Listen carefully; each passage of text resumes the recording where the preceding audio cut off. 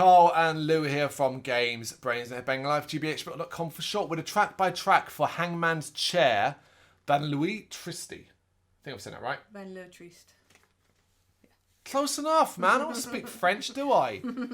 The French doom post-metal band. It's their fifth full length, released in 2018. The title roughly translates to sad suburb in French. So this was your suggestion. I've never really listened to this band. Yeah, it was just one of the tracks came up on new metal tracks, and I was like, oh, I think it was 04, 09, 16, the song that's the date. Yep. And it came up and I was like, oh, I really enjoyed this, so I went back and listened to the whole album. But it's the first thing I'd heard of them, and so I started delving in. It's too long though. The whole album is too long. Yeah. Could do with a trim here and there. Bit of a trim. Maybe a track dropped off, you know. Yeah, but overall, I think it's a very strong album. It is a strong album. I do agree. I did enjoy it. It's just there were times when I was kind of getting distracted by, some of these many epics that exist on this. It's the title track that begins things, and it's an intro, dripping cold atmosphere and echoing guitar tones. It sets the mood, one that you know will have basically cold opulence. Very intense opening, builds around you and draws you in. Sets you wits. I wouldn't say it draws you in. Oh, I think it sets things up. No, draws me in. Okay, all right, that's fine. Naive. This is where the band fully kick in, and it has a gargantuan guitar sound. The mournful vocals playing off the depth to give it a sense of hearing it echoing through a cavern. I like this. Doomy, but not too doomy. Quite ethereal as fuck as well.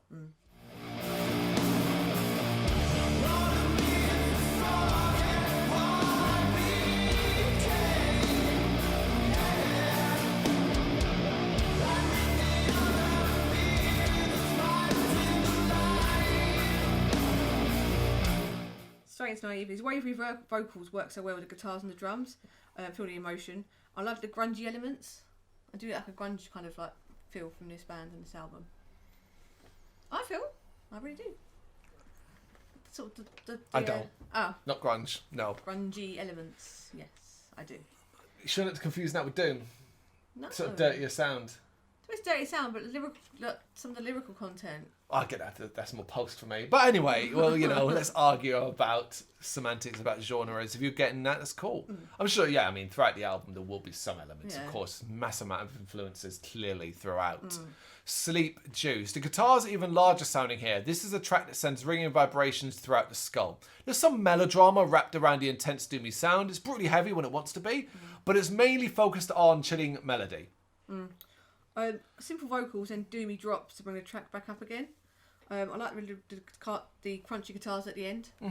And then the sad, desolate soundscape, like it fades out. I enjoyed that at the end. Touch the Razor. 11 minutes and 37 seconds long. I expected an epic, but not one with so much soulful reverence as this one. The long build at the start leads to an absolutely thrilling and captivating song, but the grandiose finale's excellence can't be understated. I thought quite a long track. Yes. And overall, I feel this album is not a casual throw at a party kind of album. It's like something if you'd put on, you'd find somewhere comfy and just like settle in with it. So I say it could have been a little bit shorter, but I like the epic conclusion to it.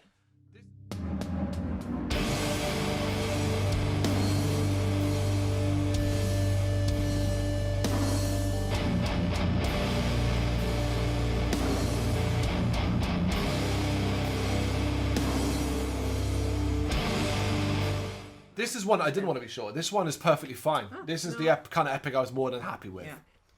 Tara. A bit of a come down after that epic. This is short enough so the loss of focus hardly matters. It's got a nice and deep run while it feels suitably dark. I like there's like a sort of it's like a synthy vibe on this instrumental. Okay. I don't know if I'm getting that right. I felt a bit. It was like sort of 80s film. They had all the sort of sounds in it. Okay. That's what I felt. Yeah, I liked it. 4th of the 9th, 16. The date when you mentioned at the start. Paired up with the previous. That's what I ended up doing, was pairing up with the previous. This is a catchier groove, while being undeniably dark, gloomy, and haunting as always. It's an absolute beast at the end as well. So it's my absolute favourite track on the album. It's crazy. I really did. And it was written about the band's guitarist who nearly died after overdosing, and that was the date that it happened. So powerful and emotional, chunky and the right length. This isn't even in my top 3. What? Okay. What? Madness. Tired Eyes.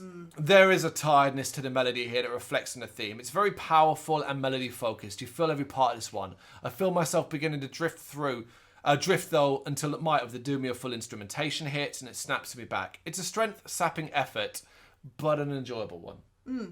I love the layering behind the track. It is another long track. Yeah, it is. Ends on slow doomy guitars and synth effects, which I really liked. And part of that is French synthwave band Perturbator involved on this track as well. So they kind of gave the input in it. Oh, were they involved? I didn't know they were involved in it. Yeah, they've worked together since then, so I feel like they're kind of good pals. They worked together well. So I was. As of the time of recording, I recently reviewed the new Perturbators. New album. Quite enjoyed it. So yeah. A Negative Man Child. I find the start of this track so chill and it's nice, but I'm waiting to have my mind wrecked and it never actually comes. At least not in a way that I'm kind of used to. It stays cold and slow. A strong goth vibe from this one. I like it. Yeah, I really enjoyed it. When I looked into it, track about obviously family loss and things like that, part of it. Very stripped back, but there's like little elements peppered from the rest of the album in it that I like little nods to the rest of the album in that song. I appreciate that. Okay.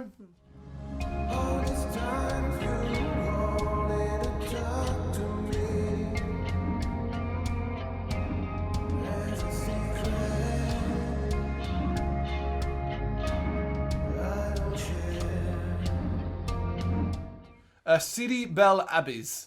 Echoing melody, slow, dark and emotive, with its guitar playing in a dark night, echoing through deserted streets. The atmospheric turn heightens the danger, and I feel fear of what is lurking. I love this track. So I really enjoyed this one. And again, when I was like looking into this album, trying to do a bit of background on it, this song is dedicated to the founding member Sid, who died in 2010. Okay. In a car accident, and I read that they couldn't put into words how they felt, so they chose the instrumental track to get that emotion across. Oh, that's interesting. So, yeah, really. And when what you're saying now makes sense, like the fear of it and just the sadness dark of it. night, deserted streets, that aspect. Oh, it really came through then because I didn't know that detail beforehand, so it certainly came through. And the last one, Full Ashtray. It's another huge track, but that's not a surprise considering this is the finale. Slightly rougher doom. The chords are clean, but the drums and bass are stomach quaking.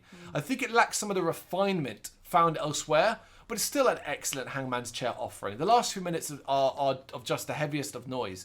Eerie atmosphere and spoken word is a fitting outro. Yeah, I get that from that as well. Yeah. So 11 minutes to close the album, part vocal, rest of it instrumental, and so many different sections. Yeah, it's a big one. Yeah, it's quite eerie sounding, with a man talking in French. Maybe more because I don't understand. I got the odd phrase from my broken French that I know. So yeah, it just sounded quite eerie ending and just quite cold and just left you at the end. Okay. Yeah, I really enjoyed it though. Good way to end the album. Yeah. I mean, overall, it is a very, very good album. There's no denying that. What's your top three then? So Naive, 040916, and Sleep Juice. Naive, Touch the Razor, and City Belle Abbeys. That's my top three. Nice. Yeah, absolutely. It's a good album. If you haven't heard it, go check it out. It might certainly intrigue you as well. But if you had, let us know what you think in the comments. Thank you very much for watching. You can check us out on gbhbl.com as well as on Facebook, Instagram, Twitter and Tumblr. Go to Patreon to help us out over there. That's patreon.com/gbhbl, as well as Big Cartel, where you can find some of our merchandise. We have a podcast running on SoundCloud and Apple Podcasts. And of course, if you like this video, do us a favour, hit the subscribe button and help the channel grow. Games, horror and heavy metal. What else is life for?